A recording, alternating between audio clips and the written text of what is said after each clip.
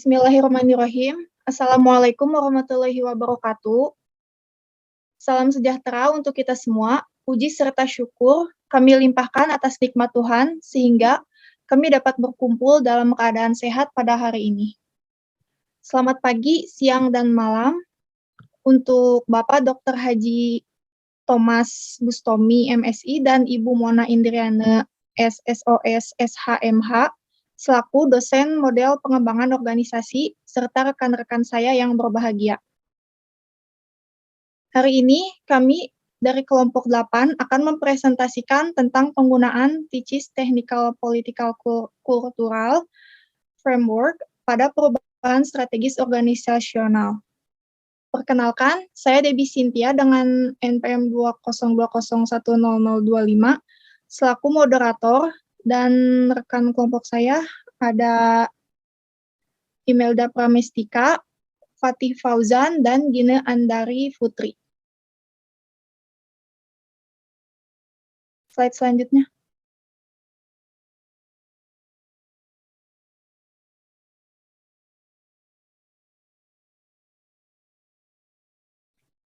Hari ini kami akan mempresentasikan 3 poin. Yang pertama ada bagaimana penggunaan TICIS Technical Political Cultural Framework pada perubahan strategis organisasional.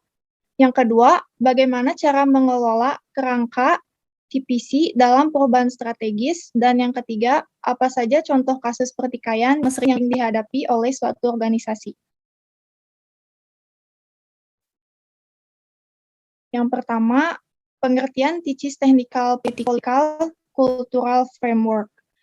TICIS Technical Political Cultural Framework merupakan model yang secara spesifik bertujuan untuk memodelkan dinamika hubungan di antara permasalahan teknik, politik, dan budaya, serta memodelkan hubungan di antara elemen-elemen organisasi dalam menyelesaikan dinamika dari permasalahan teknik, politik, dan budaya tersebut.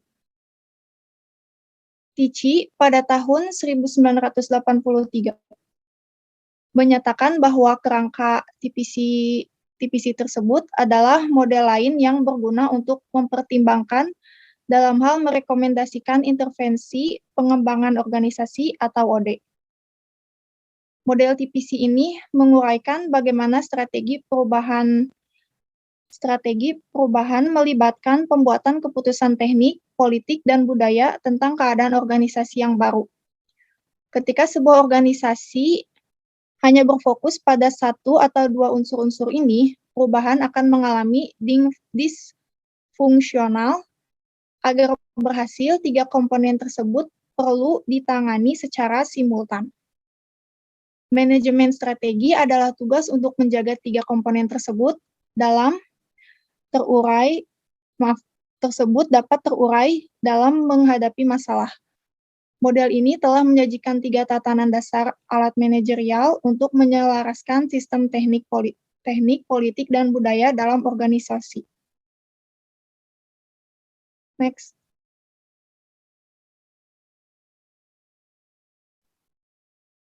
Perubahan strategis. Perubahan strategis adalah perubahan transformasional yang bertujuan untuk memindahkan organisasi ke posisi kinerja yang baru.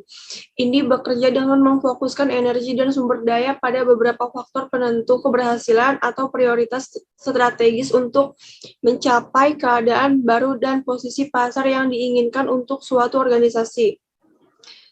Perubahan strategis berkaitan dengan implementasi penting untuk bisnis yang bertujuan untuk meningkatkan daya saing mereka di pasar. Ini dapat dilihat sebagai keputusan proyeksi jangka panjang yang dievaluasi secara kritis. Oleh karena itu, perubahan strategis berkaitan dengan meneliti berbagai faktor internal dan eksternal dengan hati-hati untuk membuat keputusan yang tepat.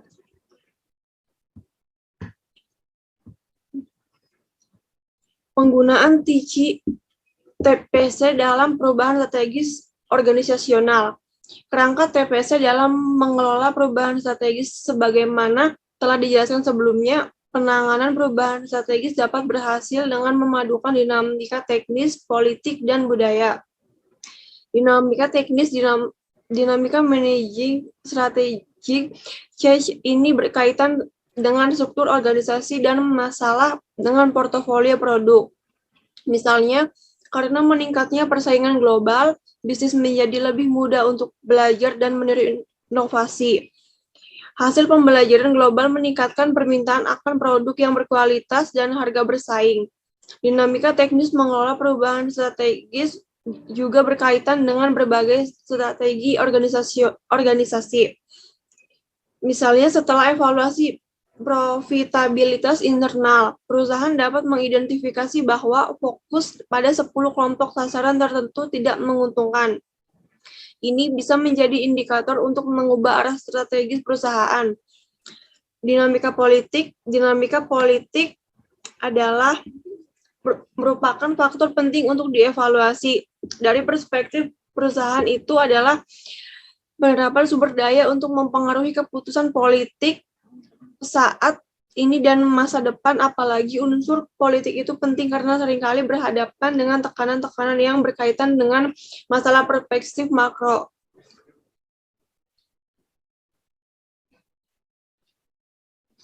Dinamiknya budaya, faktor budaya pada umumnya berkaitan dengan norma dan nilai yang belum dibicarakan dalam organisasi secara internal.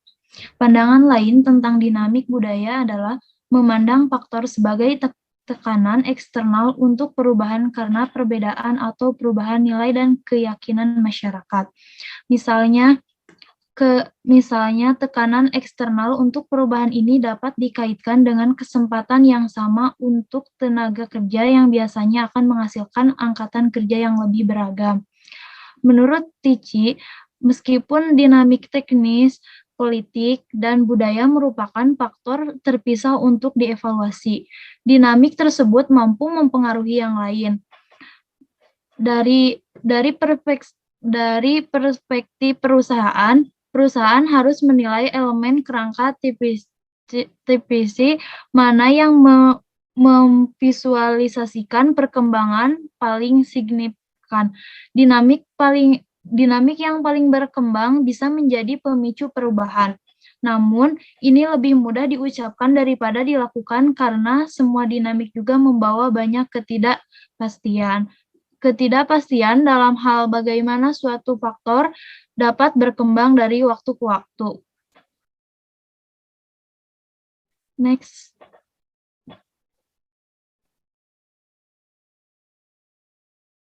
Cara mengelola perubahan strategis. Untuk mengelola perubahan strategis, pertama-tama penting untuk memahami struktur organisasi. Tichy mengacu pada organisasi sebagai organisasi yang terdiri dari objek-objek sosial. Menggunakan kerangka kerja TPC dapat berguna untuk mengidentifikasi kebutuhan akan perubahan, tetapi juga membantu untuk mengelola perubahan strategis. Kerangka TPC dapat digunakan dalam kombinasi dengan model jaringan. Model jaringan TPC terdiri dari elemen-elemen berikut: masukan, misi dan visi, tugas, jaringan formal, proses organisasi, jaringan informal, dan keluaran. Semuanya dijelaskan secara singkat di bawah ini. 1. Input atau memasukkan untuk mengelola perubahan strategis. Saat penting untuk memahami sejarah organisasi, oleh karena itu, masuknya berkaitan dengan bagaimana bisnis telah berkembang dari waktu ke waktu. Ini mengacu pada semua masukan yang diberikan oleh perusahaan yang membantu membangun reputasi perusahaan. Ini penting karena sejarah bisnis menentukan sebagai besar arah masa depan perusahaan.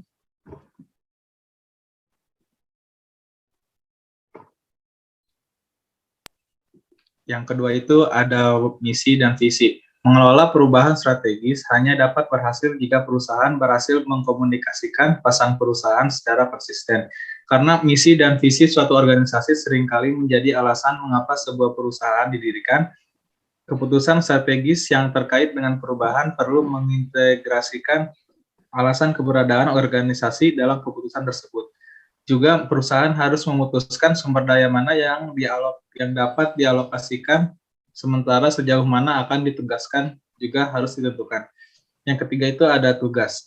Tugas mengacu pada semua kegiatan konkret yang perlu dilakukan untuk mencapai tujuan organisasi. Ini juga membahas bagaimana operasi harus dilakukan dan dengan demikian membahas teknologi yang diperlukan untuk mencapai tujuan organisasi dengan sukses. Mengidentifikasi tugas-tugas konkret dan teknologi yang dibutuhkan, memberikan tingkat kepastian pada karyawan. Ini juga berkontribusi pada kelancaran proses operasional.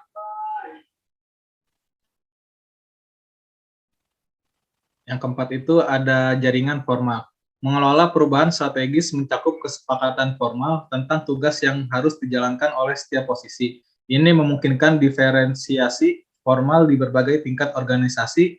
Diferensiasi dapat misalnya didasarkan pada fungsi, geografi, dan produksi. Yang kelima itu ada proses organisasi. Mengelola perubahan strategis dapat berhasil dengan penerapan berbagai proses.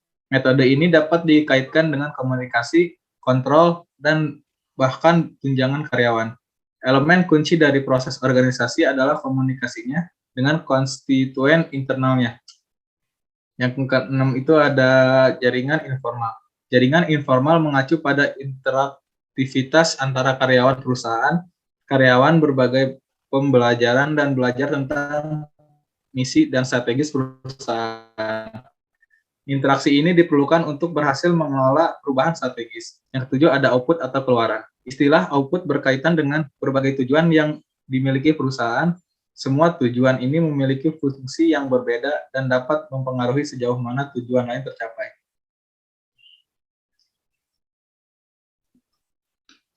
Mengelola perubahan strategis terkait dengan dinamika teknis, politik, dan budaya.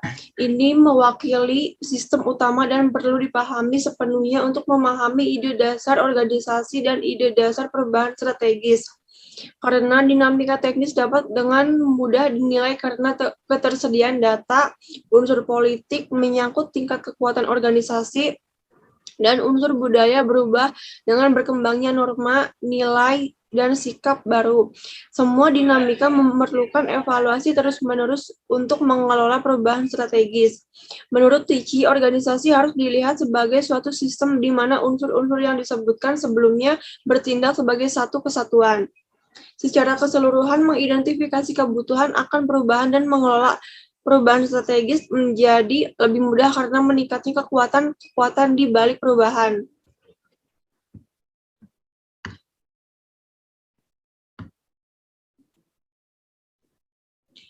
Kasus pertikaian yang sering dihadapi oleh suatu organisasi.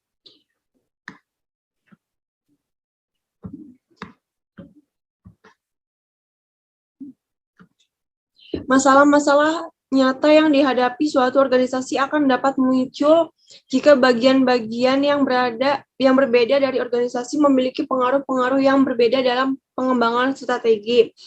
Dengan demikian, pada satu organisasi mungkin terdapat kesepakatan dalam proses formulasi strateginya, sementara pada organisasi yang lain tidak terjadi. Dalam situasi pertikaian, inilah proses atau input kelompok tertentu menjadi tidak efektif, serta memunculkan rintangan yang cukup potensial. Beberapa contoh kasus pertikaian yang sering dihadapi oleh suatu organisasi antara lain pertikaian atau ketidaksepakatan antara pusat perusahaan dengan unit kegiatan yang dikendalikannya, ketidaksepakatan antara tokoh pribadi dengan suatu kedudukan senior dalam organisasi dan sebagainya.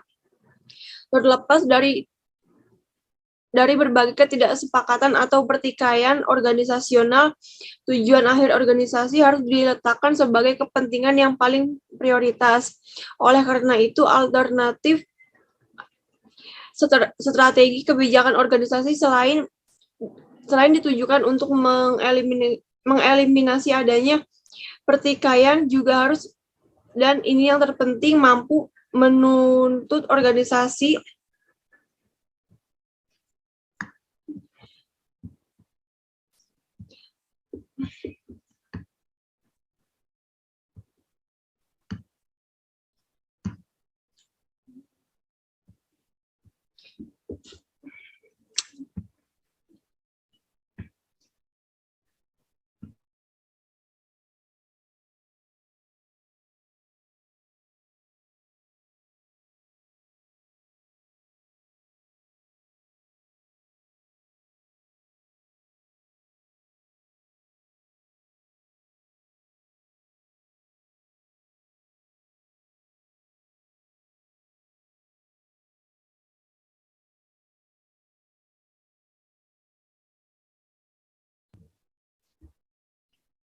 dan segenap anggotanya kepada pencapaian tujuan.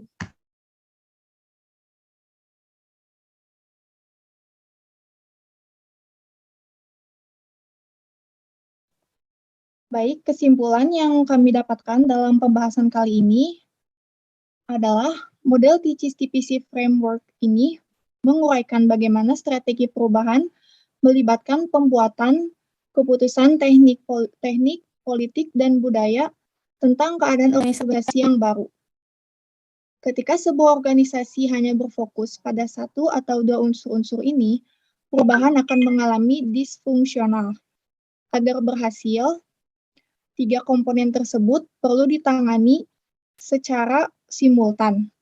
Manajemen strategi adalah tugas untuk menjaga tiga komponen tersebut dapat terurai dalam menghadapi masalah.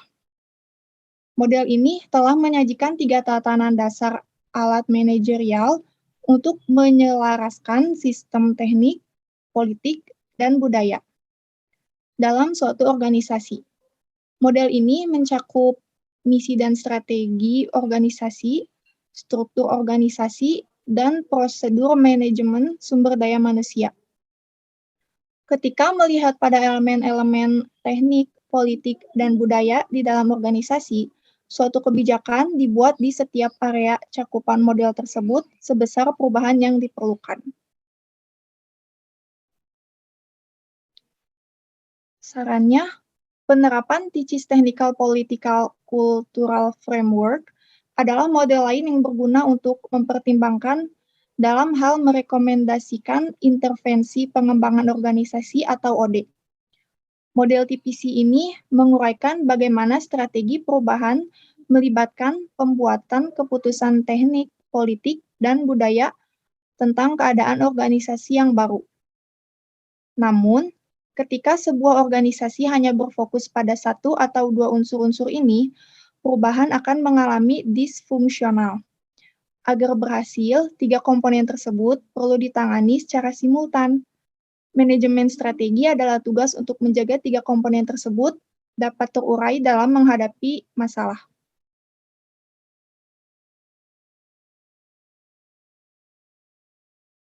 Sekian dari presentasi yang dapat kami sampaikan hari ini. Semoga presentasi yang kami sampaikan bisa bermanfaat bagi penonton sekalian. Wassalamualaikum warahmatullahi wabarakatuh.